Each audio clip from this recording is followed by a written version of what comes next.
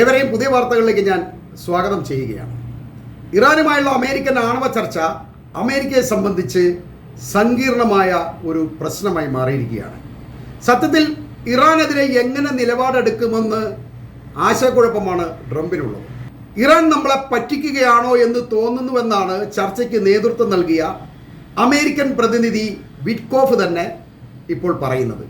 ചർച്ചയുടെ രണ്ടാം ഘട്ടം റോമിൽ വെച്ച് നടത്തണമെന്ന അമേരിക്കയുടെ ആഗ്രഹത്തെ തള്ളിക്കൊണ്ട് ഒമാനിൽ വെച്ച് തന്നെ രണ്ടാം ഘട്ട ചർച്ചയും നടത്തണമെന്ന വാശിയിലാണ് ഇറാനുള്ളത്. ഇറാനുമായി ഒരു ആണവ ചർച്ചയ്ക്ക് തയ്യാറായപ്പോൾ തന്നെ അമേരിക്കയുടെ ദൗർബല്യം ഇറാൻ മനസ്സിലാക്കിയതാണ്. തന്നെയുമല്ല, അമേരിക്കയുടെ എല്ലാ ആയുധങ്ങളുടെയും ശേഷി ഗസ ഉക്രൈൻ യുദ്ധത്തിലൂടെ ലോകത്തിന് മനസ്സിലാവുകയും ചെയ്തിട്ടുണ്ട്. അതിനെ പ്രതിരോധിക്കാൻ ശേഷിയുള്ളതുകൊണ്ട് മാത്രമാണ് അമേരിക്കയെ ധിക്കരിച്ചുകൊണ്ടായാലും ഇനി അമേരിക്ക ആക്രമിച്ചാൽ പോലും ഞങ്ങൾ തിരിച്ചും ആക്രമിക്കും എന്നുള്ള ഒരു നിലപാടെടുക്കാൻ ഇറാനെ പ്രേരിപ്പിക്കുന്നത് എന്ന് നമ്മൾ മനസ്സിലാക്കേണ്ടതാണ്. യഥാർത്ഥത്തിൽ അമേരിക്കൻ ഭീഷണിയെ ഇറാൻ ഒട്ടും തന്നെ ഭയപ്പെടുന്നില്ല എന്ന് നമ്മൾ അറിയണം. ഇറാന് അനുകൂലമായ ഒരു നിലപാട് സ്വീകരിക്കാം എന്നുള്ള ഉറപ്പ് ലഭിച്ചതുകൊണ്ട് മാത്രമാണ് ഇപ്പോൾ ഒമാനിലുള്ള ഒരു ചർച്ചയ്ക്ക് ഇറാൻ തയ്യാറായത് തന്നെ. ചർച്ച തികച്ചും ഏകപക്ഷീയമായതുകൊണ്ടാണ് 2 മണിക്കൂർ നീണ്ട ചർച്ച ആയിരുന്നിട്ട് പോലും അതിൻ്റെ കൂടുതൽ വിശദാംശങ്ങളോ ചിത്രങ്ങളോ പുറത്തേക്ക് വിടാൻ ഇരു രാജ്യങ്ങളും തയ്യാറായിട്ടില്ല. ട്രംപ് ഇടയ്ക്കിടെ നിലപാട് മാറ്റുന്ന ആളാണെന്ന് അറിഞ്ഞുകൊണ്ട് തന്നെയാണ് ഇറാൻ ഒരു ചർച്ചയ്ക്ക് തയ്യാറായത് തന്നെ. എന്നിട്ടും എല്ലാവരും പ്രതീക്ഷിച്ചതുപോലെ തന്നെ ചർച്ച പരാജയപ്പെട്ടാൽ ഇറാനെ ആക്രമിക്കുമെന്ന ഒരു പതിവ് പല്ലവി ഇപ്പോഴും ട്രംപ് തുറന്നുകൊണ്ടിരിക്കുകയാണ് എന്നുള്ളതാണ് രസം. ആദ്യ റൗണ്ടിൽ തന്നെ ഇറാൻ അനുകൂലമായ ഒരു നിലപാട് സ്വീകരിക്കുകയും ആണവ പദ്ധതികളെക്കുറിച്ച് ഒന്നും മിണ്ടാതിരിക്കുകയും ചെയ്തപ്പോൾ തന്നെ ചർച്ച പരാജയപ്പെട്ടു എന്നാണ് നമ്മൾ മനസ്സിലാക്കേണ്ടത്. പിന്നെ എന്തുകൊണ്ട് ഇറാനെ ആക്രമിക്കുന്നില്ല എന്ന് പലരും ചോദിക്കുന്നുണ്ട്. അതിനുത്തരം അമേരിക്ക ശരിക്കും ദുർബലമാണ് എന്നുള്ളത് തന്നെയാണ്. ഇറാനെ ആക്രമിക്കുമെന്നുള്ള ട്രംപിന്റെ ഭീഷണി നിലനിൽക്കുമ്പോൾ തന്നെ റഷ്യയിൽ നിന്നും അമേരിക്കയ്ക്ക് ഇപ്പോൾ ഒരു പുതിയ മുന്നറിയിപ്പ് വന്നിട്ടുണ്ട്. നയതന്ത്ര പരിഹാരത്തിനായി ഇറാൻ US ചർച്ചകളെ മോസ്കോ സ്വാഗതം ചെയ്യുകയും സൈനിക ഏറ്റുമുട്ടൽ ആഗോള ദുരന്തമായിരിക്കുമെന്നുമാണ് ഈ റഷ്യ അമേരിക്കയെ താക്കീത് ചെയ്യുന്നത്. അതോടൊപ്പം ഒമാനിലെ ചർച്ചകളുടെ വിശദാംശങ്ങൾ അറിയിക്കാനും ഭാവി പരിപാടികൾ പ്ലാൻ ചെയ്യാനും ഇറാന്റെ വിദേശകാര്യമന്ത്രി അബ്ബാസ് അരക്ചി ഈ ആഴ്ച പുടിനെ സന്ദർശിക്കുകയും ചെയ്യുന്നുണ്ട്.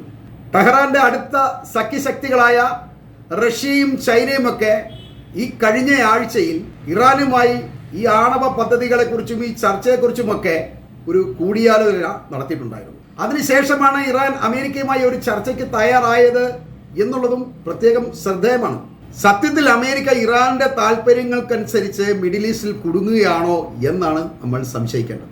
അവർ നമ്മളെ പറ്റിക്കുകയാണോ എന്ന് അമേരിക്ക സംശയിക്കത്തക്ക വിധം കാര്യങ്ങൾ നീങ്ങുമ്പോൾ അപകടം തിരിച്ചറിയാൻ കഴിയാതെ മിഡിൽ ഈസ്റ്റിൽ ഇടപെടാൻ ശ്രമിക്കുന്ന ട്രംപ് ഈ വ്യാപാര കരാറിൽ എന്ന പോലെ ആണവ കരാറിലും ഒരു വലിയ മണ്ടത്തരത്തിലേക്കാണ് വന്നു വീഴുന്നത് എന്ന് നമ്മൾ മനസ്സിലാക്കേണ്ടതുണ്ട്.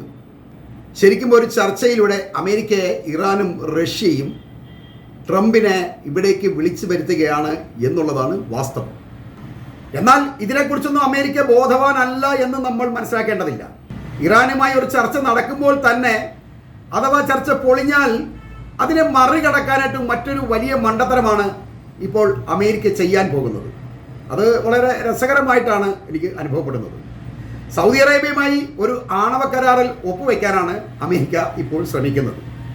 സൗദി അറേബ്യയുടെ സിവിലിയൻ ആണവശേഷി വികസിപ്പിക്കാൻ ഒരു കരാർ സഹായിക്കുമെന്ന് റിയാദ് സന്ദർശിച്ച അമേരിക്കൻ ഊർജ്ജ സെക്രട്ടറി ക്രിസ് റൈറ്റ് പറഞ്ഞിരിക്കുകയാണ്. സൗദിയുമായി ഒരു US ആണവ പങ്കാളിത്തത്തിന് തീർച്ചയായും സാധ്യതയുണ്ട് എന്ന് തന്നെയാണ് ഇയാൾ പറയുന്നത്. അത് സൗദിയുടെ ലക്ഷ്യങ്ങളും അമേരിക്കൻ ലക്ഷ്യങ്ങളും കൈവരിക്കുന്ന ഒരു കരാറായി രൂപപ്പെടുത്തുക എന്ന ലക്ഷ്യത്തോടെയാണ് എന്നും ഇയാൾ കൂട്ടിച്ചേർക്കുന്നുണ്ട്. എന്നാൽ ഇത് ഒരു അമേരിക്കൻ കുടില ബുദ്ധിയാണെന്നാണ് നമ്മൾ മനസ്സിലാക്കേണ്ടത്. സൗദിയുടെ സിവിലിയൻ ആവശ്യങ്ങൾക്കുള്ള പദ്ധതിയാണ് ഇതെന്നൊക്കെ ഇവർ പറയുമെങ്കിലും ഇറാനെ മിഡിൽ ഈസ്റ്റിൽ നേരിടാൻ സൗദിയെയും ഒരു ആണവ ശക്തിയാക്കുക എന്നതാണ് അമേരിക്ക ലക്ഷ്യമിടുന്നത്. അതിലൂടെ സൗദിയിൽ സ്ഥിരമായി അമേരിക്കൻ താവളം നിർമ്മിക്കുകയും മിഡിൽ ഈസ്റ്റ് രാജ്യങ്ങളെ വരുതിയിലാക്കുകയും ചെയ്യാം എന്ന ഒരു ദുരുദ്ദേശവും കൂടി ഇതിൻ്റെ പിന്നിലുണ്ട്. എന്നാൽ ഇത് ഇസ്രായേലിൻ്റെ ശവപ്പെട്ടി പണിയുന്നതിന് തുല്യമാണ് എന്നൊരു അഭിപ്രായമാണ് എനിക്കുള്ളത്. മിഡിൽ ഈസ്റ്റിൽ സൗദി അറേബ്യയും കൂടി ആണവശേഷി കൈവരിച്ചാൽ അതൊരു വലിയ അപകടം തന്നെയാണ്. ഇറാനും സൗദിയുമൊക്കെ പൊതുശത്രുവായി പ്രഖ്യാപിച്ചിരിക്കുന്ന ഇസ്രായേലിനെ സംബന്ധിച്ച് പിന്നീട് ഒരു ഭാവി ഉണ്ടാവില്ല എന്നുള്ളതാണ് വ്യക്തം. ഷിയ സുന്നി പ്രശ്നത്തിൽ അകന്നു നിൽക്കുന്ന ഇറാനും സൗദിയും പിന്നീട് ഒരു സൗഹൃദം സ്ഥാപിക്കില്ല എന്ന കാര്യത്തിൽ അമേരിക്കയ്ക്കും ഉറപ്പൊന്നും പറയാൻ കഴിയില്ല. രണ്ടുപേരും ഒരു ആണവ ശക്തിയായി കഴിഞ്ഞാൽ ഇവർ ഒരുമിച്ച് നിൽക്കാമെന്നൊരു തീരുമാനവും കൂടി എടുത്തു കഴിഞ്ഞാൽ പിന്നെ അമേരിക്കയ്ക്കോ ഇസ്രായേലിനോ ഒന്നും ഈ മിഡിൽ ഈസ്റ്റിൽ പിന്നെ ഒരു കാരണവശാലും നിലനിൽപ്പുണ്ടാവില്ല. അമേരിക്കയ്ക്ക് പിന്നെ ഇങ്ങോട്ട് കടന്ന് കയറാനേ കഴിയില്ല. കാരണം കാലങ്ങളായി അമേരിക്കൻ ഭീഷണി മിഡിൽ ഈസ്റ്റിൽ എപ്പോഴും നിലനിൽക്കുകയാണ്. അപ്പോൾ അതിനെ നേരിടാൻ വേണ്ടി ഇവർ ഈ ശക്തിയെ ഉപയോഗിക്കില്ല എന്ന് നമുക്ക് ഉറപ്പ് പറയാൻ കഴിയില്ല. എലിയെ തൂപ്പിച്ച് ഇല്ലം ചുടാൻ ശ്രമിക്കുന്ന അമേരിക്ക കാണിക്കുന്ന ഏറ്റവും വലിയ മണ്ടത്തരങ്ങളിൽ ഒന്നായിരിക്കും ഇത് തന്നെ. എന്നാൽ ട്രംപിന്റെ ഭരണകൂടമോ ഈ സൗദി അറേബ്യയും കൂടി ഒരു ആണവ ശക്തി ആക്കിയെടുക്കാൻ തീരുമാനിച്ചു എന്നൊക്കെ പറയുമ്പോഴും സ്ഥിരമായി മാറ്റി പറയുന്നത് കൊണ്ട് ആ തീരുമാനത്തിൽ നിന്നും അവർ പിന്നീട് പിന്മാറാനും സാധ്യത വളരെ കൂടുതലാണ്. ഇനി വൈദ്യുതിയുടെ ആവശ്യത്തിനായാലും മറ്റ് റോക്കറ്റ് കാര്യങ്ങൾക്കായാൽ പോലും സൗദി അറേബ്യ പോലുള്ള രാഷ്ട്രങ്ങളെ ഒരു ആണവ ശേഷിയിലേക്ക് എത്തിക്കാൻ വേണ്ടി ഇസ്രായേൽ ഒരിക്കലും അമേരിക്കയ്ക്ക് പിൻബലം നൽകില്ല എന്നുള്ള കാര്യം ഉറപ്പ് തന്നെയാണ്. അവർ അക്കാര്യം തീർച്ചയായും എതിർക്കുക തന്നെ ചെയ്യും. എന്നാൽ അറബികളെക്കാൾ ഇസ്രായേലിന് മൂല്യം അമേരിക്ക കൊടുക്കുന്നത് കൊണ്ട് അമേരിക്ക ഇതിൽ നിന്ന് പിന്നീട് പിന്മാറാനേ സാധ്യത വളരെ കൂടുതലാണ്. എന്നാൽ ഇപ്പോഴത്തെ സാഹചര്യത്തിൽ അമേരിക്കയും സൗദി അറേബ്യയും തമ്മിൽ ഇങ്ങനെ ഒരു ആണവ കരാറിൽ ഒപ്പുവെക്കാനുള്ള നീക്കമാണ് നടത്തുന്നത്. അത് ചിലപ്പോൾ ഉടൻ തന്നെ സംഭവിച്ചേക്കാം. ട്രംപ് സൗദി അറേബ്യ സന്ദർശിക്കുന്നു എന്നൊക്കെ കഴിഞ്ഞ ദിവസങ്ങളിൽ നമ്മൾ റിപ്പോർട്ട് ചെയ്തിരുന്നു. അത് അടുത്ത് തന്നെ ഉണ്ടാവും എന്നുള്ളതാണ് കേൾക്കുന്നത്.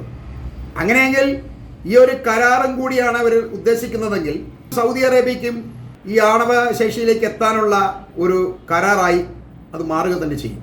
ആദ്യമൊക്കെ അവർ വൈദ്യുത ആവശ്യങ്ങൾക്കും റോക്കറ്റിൻ്റെ ആവശ്യങ്ങൾക്കൊക്കെ ആയിട്ട് ഈ യുറേനിയത്തെ ഉപയോഗിക്കുമെങ്കിലും പിന്നീട് അതിനെ ശുദ്ധീകരിച്ചുകൊണ്ട് അവർക്കൊരു ആണവായുധം തയ്യാറാക്കാൻ തന്നെ കഴിയും.